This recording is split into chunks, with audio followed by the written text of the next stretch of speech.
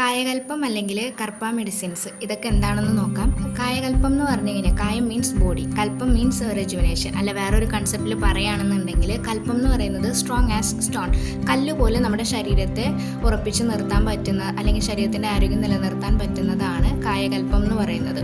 ഇനി അതിൽ കർപ്പ മെഡിസിൻസ് എന്ന് പറയുന്നത് ബോഡീനെ ഇതേപോലെ സ്ട്രോങ് ആക്കി നിർത്തുന്നതിന് വേണ്ടി നമ്മൾ യൂസ് ചെയ്യുന്ന മെഡിസിൻസിനെയാണ് കർപ്പ മെഡിസിൻസ് എന്ന് പറയുന്നത്. തമിഴ് വൈദ്യശാസ്ത്രത്തിന് സിദ്ധന്മാർ സംഭാവന ചെയ്ത ഔഷധക്കൂട്ടാണ് കർപ്പ മെഡിസിൻസ് ഉപയോഗിച്ച് നരൈ, തിരൈ, മൂപ്പ്. നരൈ എന്ന് പറഞ്ഞു കഴിഞ്ഞാൽ ഗ്രേയിങ് ഓഫ് ഹെയർ, മൂപ്പ് എന്ന് പറഞ്ഞു കഴിഞ്ഞാൽ വാർദ്ധക്യത്തിലേക്ക് എത്തുന്നത്, തിരൈ എന്ന് പറഞ്ഞു കഴിഞ്ഞാൽ റിംഗ്ലിംഗ് ഓഫ് സ്കിൻ. ഇതെല്ലാം പ്രിവെൻറ്റ് ചെയ്ത് ശരീരത്തിൻ്റെ ആരോഗ്യം മെച്ചപ്പെടുത്തുന്നതിന് വേണ്ടിയിട്ട് കർപ്പ മെഡിസിൻസ് സഹായിക്കുന്നുണ്ടെങ്കിൽ ശരീരത്തെ ആരോഗ്യത്തോടെ നിലനിർത്താനും രോഗാവസ്ഥയിൽ നിന്ന് ഭേദമാകുന്നതിനും രോഗങ്ങൾ തടയുന്നതിനും വർഷങ്ങളോളം ജീവിക്കുന്നതിനും വേണ്ടിയിട്ട് ഈ കൽപ്പ രീതികൾ ഉപയോഗിക്കാം. കർപ്പ മെഡിസിൻസിനെ രണ്ടായിട്ട് ക്ലാസിഫൈ ചെയ്തിട്ടുണ്ട്: പൊതുകർപ്പം, സിറപ്പ് കർപ്പം. പൊതുകർപ്പം എന്ന് പറയുന്നതാണ് ജനറൽ കർപ്പം, അതായത് നമ്മുടെ ശരീരത്തെ ആരോഗ്യത്തോടെ നിലനിർത്താൻ വേണ്ടിയിട്ടാണ് ഇത് സഹായിക്കുന്നത്.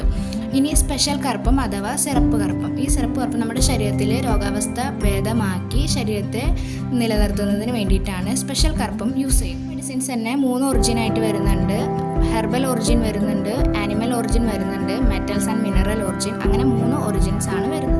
അതായത് റിജുവിനേഷൻ തെറാപ്പി അല്ലെങ്കിൽ ജുവനലൈസേഷൻ തെറാപ്പി എന്ന് പറയുന്നതിൽ ഇൻക്ലൂഡ് ആവുന്നത് 5 പ്രോസസ്സാണ്. ഒന്ന് കർപ്പ മെഡിസിൻസ്, ഒന്ന് പ്രാണായാമം, യോഗം, ആസനാസ്, പിന്നെ മുപ്പ് എന്ന് പറയുന്നത്. മുപ്പ് എന്ന് പറയുന്നത് അങ്ങനെ എല്ലാവർക്കും ഫെമിലിയർ ആയിട്ടുള്ള ഒരു കാര്യമായിരിക്കില്ല. ഒരു ബേസിക് ആയിട്ട് മുപ്പ് എന്താണെന്ന് പറഞ്ഞു തരാം.